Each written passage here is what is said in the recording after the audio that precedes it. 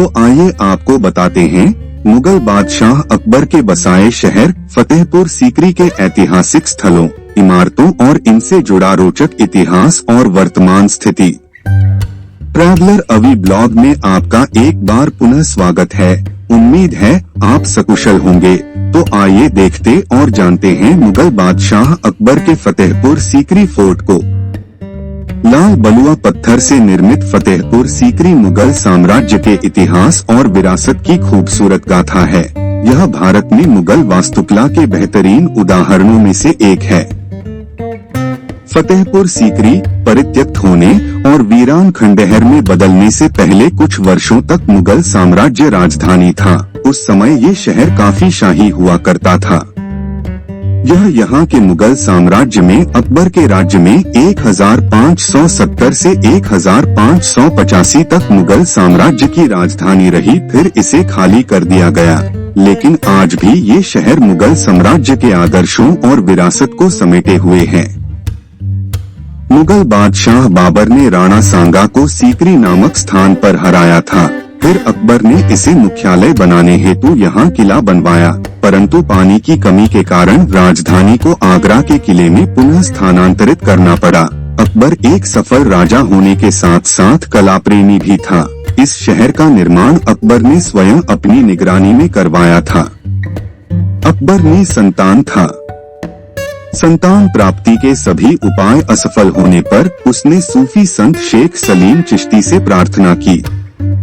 इसके बाद पुत्र जन्म से खुश और उत्साहित अकबर ने यहाँ अपनी राजधानी बनाने का निश्चय किया। लेकिन यहाँ पानी की बहुत कमी थी, इसलिए केवल 15 साल बाद ही राजधानी को पुनः आगरा ले जाना पड़ा। 12वीं शताब्दी में शुंग वंश और बाद में राजपूतों के शासन के दौरान यहाँ कई छोटे छोटे और विभिन्न प्रकार के स्मारकों और किलों को बनाया गया था। माना जाता है कि अकबर ने फतेहपुर सीकरी बनवाते समय इन्हें तुड़वा दिया था। चलिए आज हम आपको इस जगह की कुछ दिलचस्प बातें बताते हैं। फतेहपुर सीकरी का नाम अरबी मूल से लिया गया है। फतेह का अर्थ है जीत और सीकरी का अर्थ है भगवान को धन्यवाद देना। आपको बता दें, शहर का पुराना नाम फतेहाबाद हुआ करता था, जिसे बादशाह अकबर ने दिया था। इस नाम का अर्थ है जीत का शहर। जहांगीर के दूसरे जन्मदिन पर उन्होंने एक शाही महल का निर्माण शुरू किया, जिसमें फतेहाबाद और सीकरीपुरी नाम शामिल था। इस तरह फतेहाबाद को फतेहपुर सीकरी कर दिया गया। परिसर के प्रवेश द्वार के पास मौजूद नौबत खाना नाम का ड्रम हाउस भी है, जहां मेहमानों के आने की घोषणा की जाती थी। इसे विशेष समारोहों के दौरान बजाया जाता था। ड्रम इमारत के अंदर बजाए जाते थे, जिसे मुगल कला की जटिल नक्काशी के साथ डिजाइन किया गया था।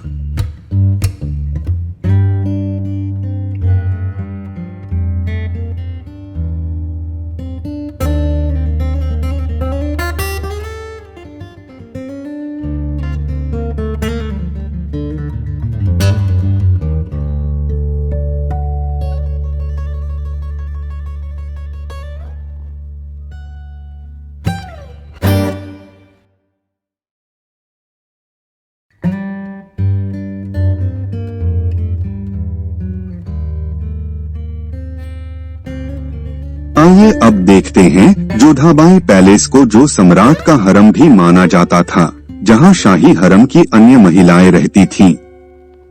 बहरहाल अपनी अद्भुत वास्तुकला, राजस्थानी और अरबी शैलियों का एक सुंदर मिलाप के कारण यह परिसर की सबसे महत्वपूर्ण इमारतों में से एक है। यह जोधाबाई का महल आपको बालकनी वाले जयपुर के महलों की याद दिलाएगा। जोधाबाई का महल के भीतर एक हिंदू मंदिर भी था और उनकी एक अलग रसोई भी थी, जहां उन्होंने शाकाहारी भोजन बनाया था। यह बड़ा महल रानी की गोपनीयता को ध्यान में रखकर बनाया गया था और इसे ऊंची दीवारों और पूर्व में 8 मीटर की सुरक्षा वाले द्वार से सुरक्षित किया गया था। जोधा अकबर की प्रेम कहानी इसके साथ जुड़ी हुई है, जो सभी इतिहास प्रेमियों के लिए जोधा पैलेस फतेहपुर सीकरी में एक जरूरी जगह है। इस इस महल की स्थापना वर्ष 1570 के आसपास बनाई गई थी। यहाँ पर कई महल स्थित है, जिनमें जोधाबाई जी प्रत्येक मौसम के दौरान मौसम के प्रभाव से बचने के लिए इन महलों में रहती थी। इस महल में सर्दियों के लिए इसकी छतों को सूर्य की किरणों को अवशोषित करने के लिए पारदर्शी शीशों से खास प्रकार का डिजाइन किया गया था, ताकि ठंड के दिनों में महल के अंदर गर्मी बरकरार रहे। महल के बीचों बीच महारानी जोधाबाई जी तुलसी के पौधे की पूजा करती थी। मुगल सम्राट अकबर से विवाह के पूर्व ही उन्होंने उनसे 2 शर्तें रखी थी। वह अपना धर्म नहीं बदलेंगी, उनका अपना रसोई घर होगा जिसमें वह सनातन धर्म के अनुसार भोजन ग्रहण करेंगी। अकबर ने इन दोनों ही शर्तों को माना और उन्होंने महारानी जोधाबाई जी के लिए एक अलग रसोई घर एवं एक पूजा स्थल का निर्माण भी करवाया था, जिसमें जोधाबाई जी अपने आराध्य की पूजा करती थी। अपने आराध्य की पूजा के लिए उन्होंने इसमें उनके लिए चौकोर आधार वाला एक आसन बनाया था। अकबर ने अपने सभी रानियों को अपना अपना धर्म मानने की खुली छूट दे रखी थी। आइए देखते हैं हरमसरा व अस्तबल। यहाँ एक छोटी किंतु आकर्षक इमारत खड़ी है।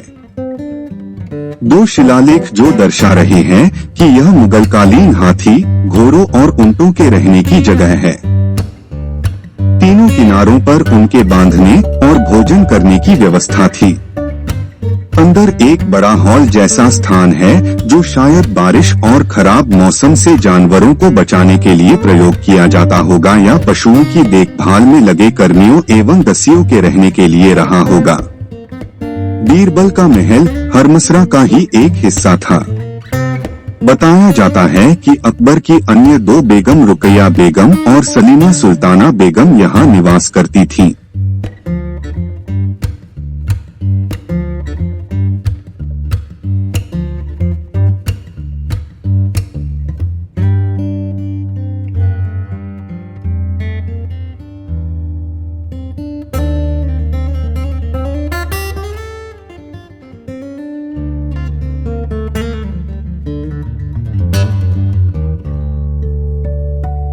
तो आइए देखते हैं बीरबल महल।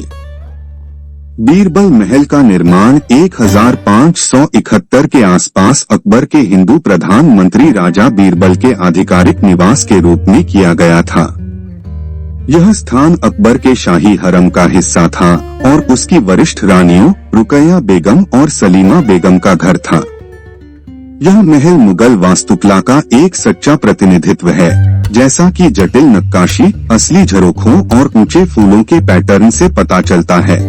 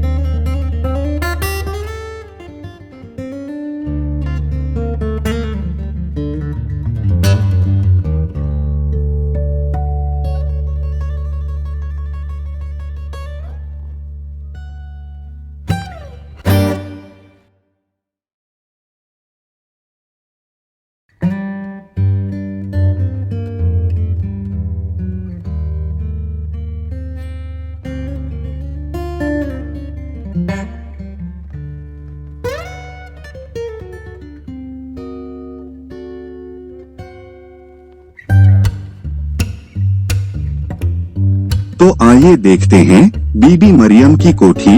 इसका असली नाम सुनहरी मकान है। यह 2 मंजिला भवन जोधाबाई के महल के पास में है। इसे सुंदर और कलात्मक बनाने के लिए बेहतर नक्काशी का काम किया गया है। इसके आंतरिक भाग में ईरानी शैली के सुंदर चित्र बनाए गए हैं, जो अब काफी हद तक नष्ट हो गए हैं।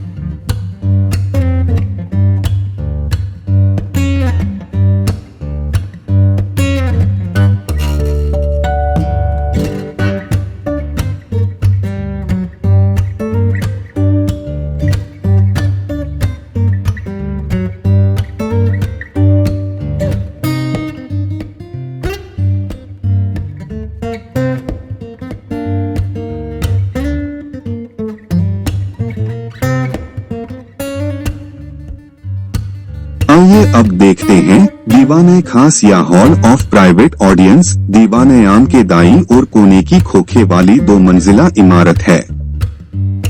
यहाँ पर अकबर अपने मुख्य सलाहकारों अपने 9 रत्नों के साथ राज्य की समस्याओं को सुनते थे और उनका निवारण करते थे।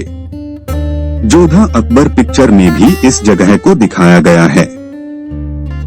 आप जब भी फतेहपुर सिकरी जाएं, तो यह जगह जरूर देखें। इसमें प्रवेश करने पर आपको केवल एक कक्ष मिलेगा, जिसके केंद्र में एक विशाल ब्रैकेट वाली आधार स्तंभ के पीछे बहुतायत से नक्काशीदार स्तंभ है।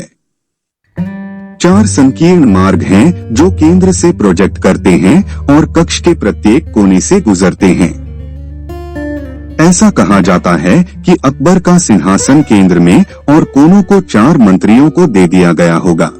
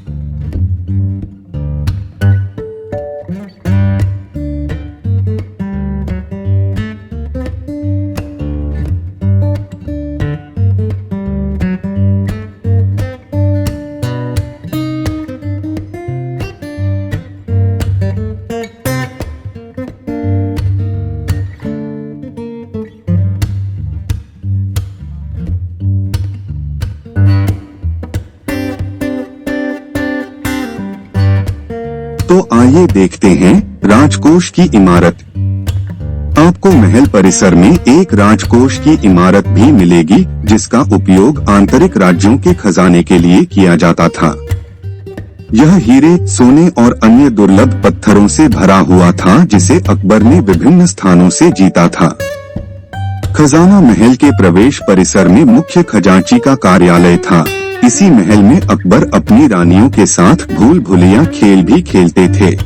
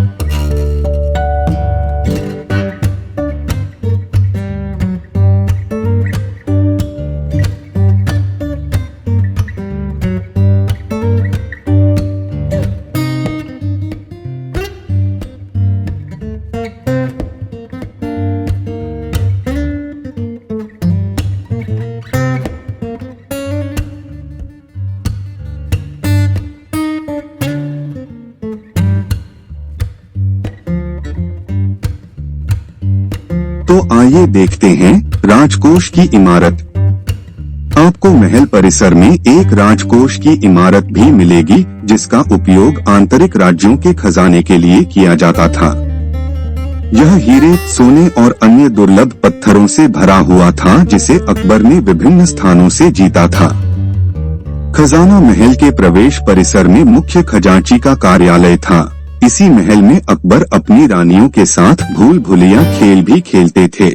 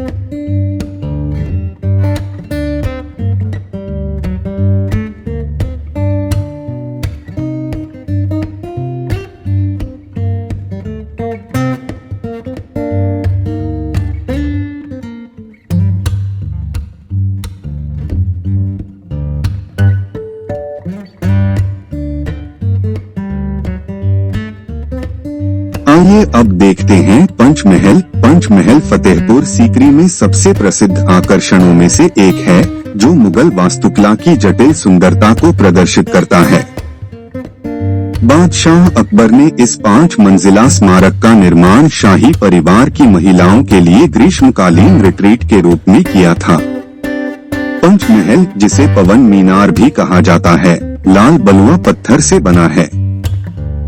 संरचना को बदगीर या विंड कैचर टावर के रूप में भी जाना जाता है और इसके सामने के पुल को अनूप तालाब के नाम से जाना जाता है।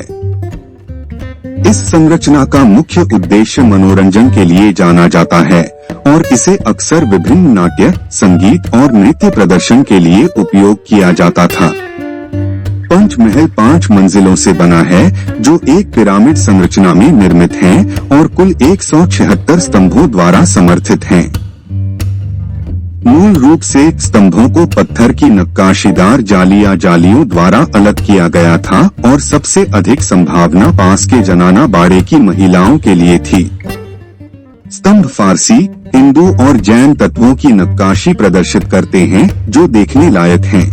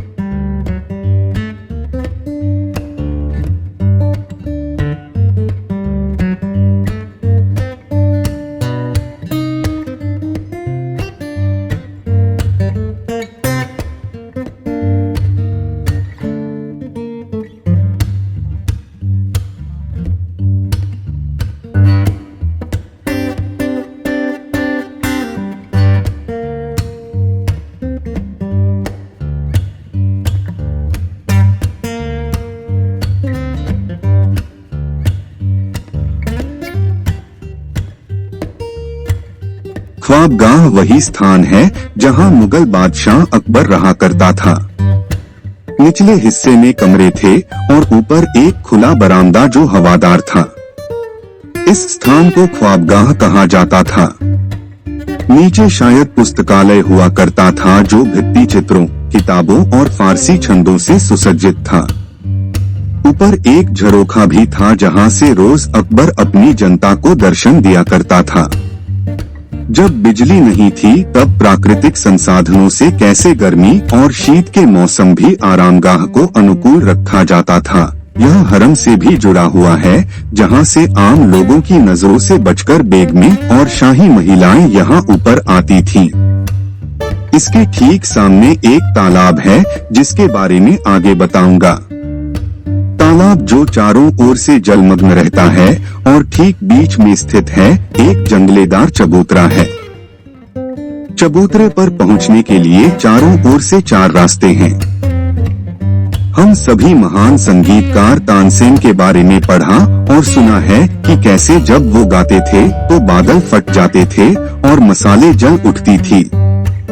यह बात कितनी सच है ये तो मुझे नहीं पता, पर यह स्थान उत्सवों और सांस्कृतिक कार्यक्रमों के लिए प्रयोग किया जाता था।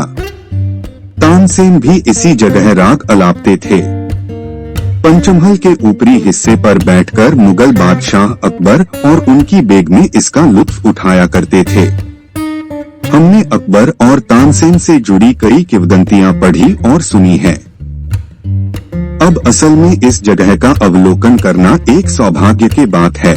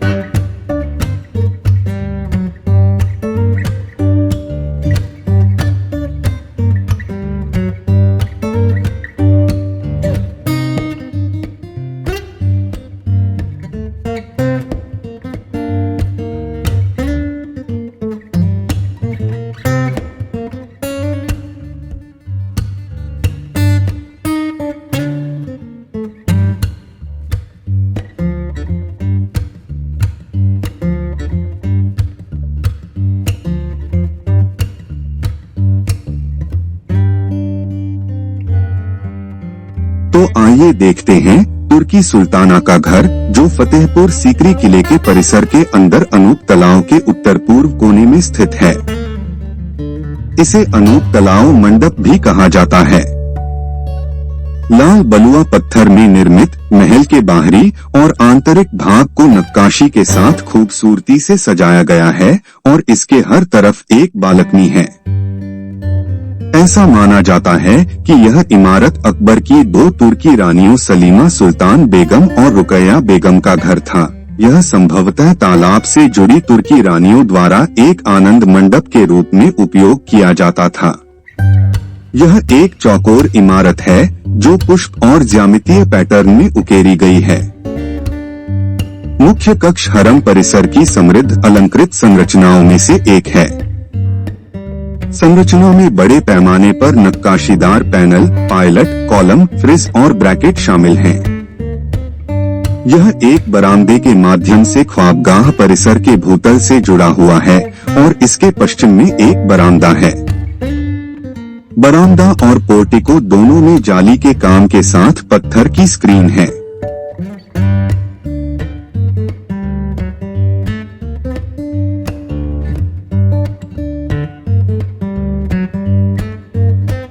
आइए अब देखते हैं दीवाने आम। इस जगह में अकबर सार्वजनिक सभाएं लगाता था और आम आदमियों की छोटी बड़ी समस्याओं का निवारण करता था। इतिहासकार बताते हैं कि यहाँ पर एक हाथी भी बंधा रहता था और अकबर को जब किसी को सजा देनी होती थी तो हाथी से कुचला देता था। इस हॉल का उपयोग मौजमस्ती और सार्वजनिक प्रार्थनाओं के लिए भी किया जाता था। इसमें एक आयताकार प्रांगण के 3 ओर पैदल मार्ग है। सम्राट के सिंहासन के साथ एक मंडप पश्चिम में एक सुंदर जाली स्क्रीन के साथ स्थित है, जिसके दोनों ओर अलग अलग महिलाएं दरबार में उपस्थित होती हैं। जैसे ही कोई आगरा गेट से सीकरी में प्रवेश करता है, महल परिसर के रास्ते में 9 प्रवेश द्वारों में से एक दीवानी आम या सार्वजनिक दर्शकों का यही हॉल पहले दिखाई देता है। शाही आसन के सामने एक पत्थर का हुक अभी भी जमीन में गड़ा हुआ पाया जाता है। परंपरा के अनुसार अकबर के पालतू हाथी हिरण को इस हुक से बांध दिया गया था ताकि दोषियों के सिर को पैरों तले कुचलकर मार डाला जा सके। 3 बार में नहीं मरने पर पीड़ित को छोड़ दिया जाता था। यह फतेहपुर सीकरी में 1571 में बनाया गया था और 1585 तक मुगल साम्राज्य की राजधानी के रूप में खड़ा था। प्रसिद्ध संगठन यूनेस्को द्वारा निर्धारित विरासत स्मारकों की प्रतिष्ठित सूची में अपना नाम पाकर फतेहपुर सीकरी आज भारत के सबसे बड़े गौरव में से एक है। भारतीय संस्कृति। दीवाने आम फतेहपुर सीकरी जितना श्रेय इस सम्मान का श्रेय शायद फतेहपुर सीकरी में किसी अन्य स्मारक को नहीं मिल सकता।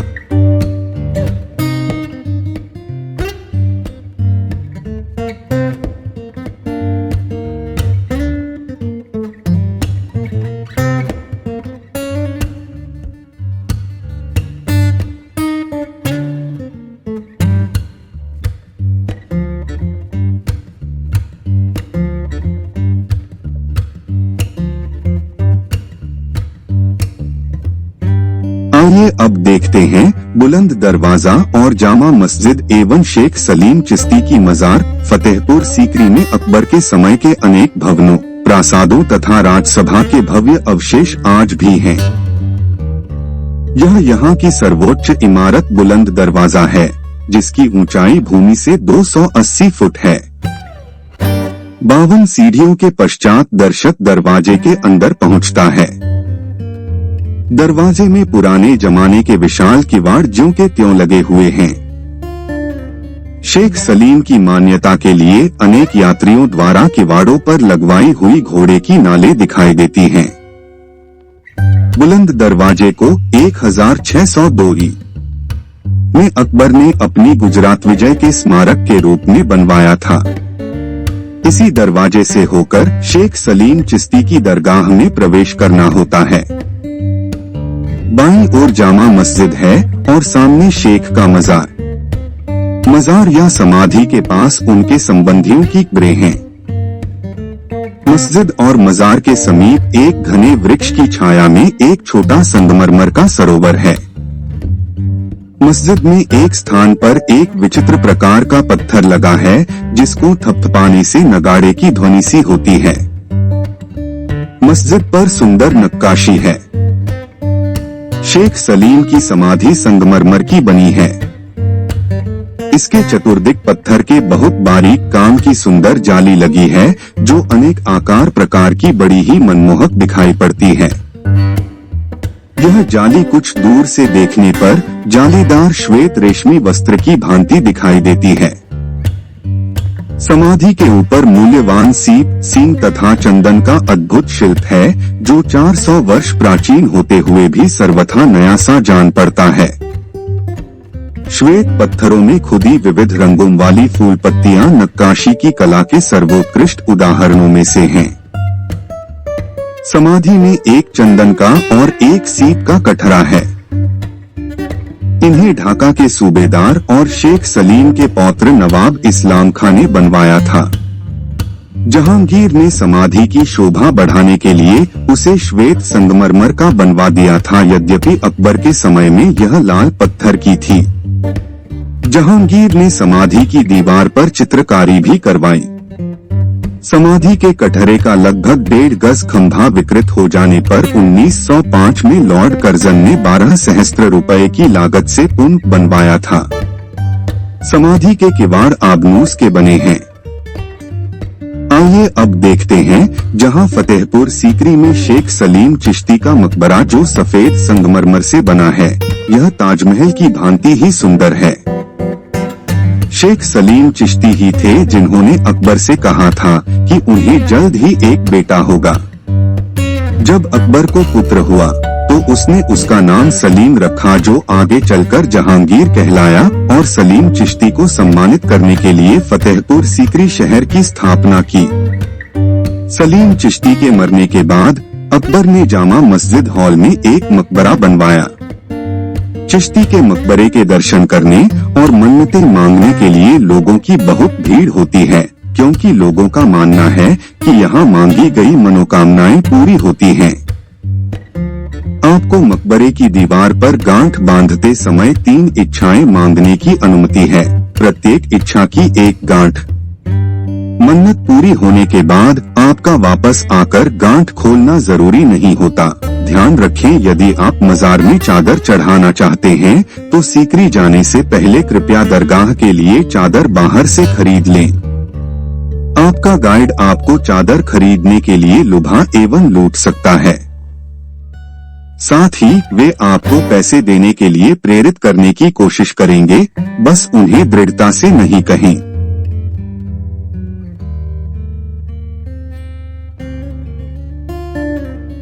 आइए अब देखते हैं सलीम चिश्ती की देखरेख में 1586 में अकबर द्वारा निर्मित जामा मस्जिद। जामा मस्जिद मुगल काल की महान कलाकृति को प्रदर्शित करती है।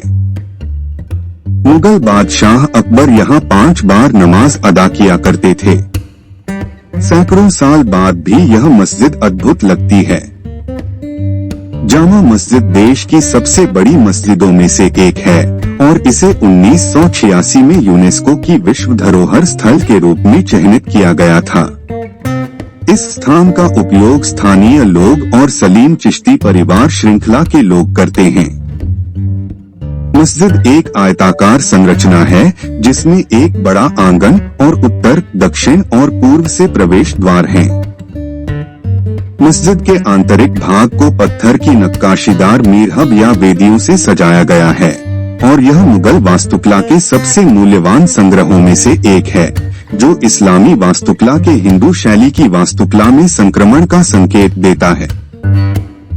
मस्जिद के आंतरिक भाग को भी चमकते हुआ टाइलों, जड़े हुए पत्थरों और चित्रों से उकेरा गया है, जो पवित्र कुरान के साथ उत्कृष्ट रूप से उकेरे गए हैं। यह फतेह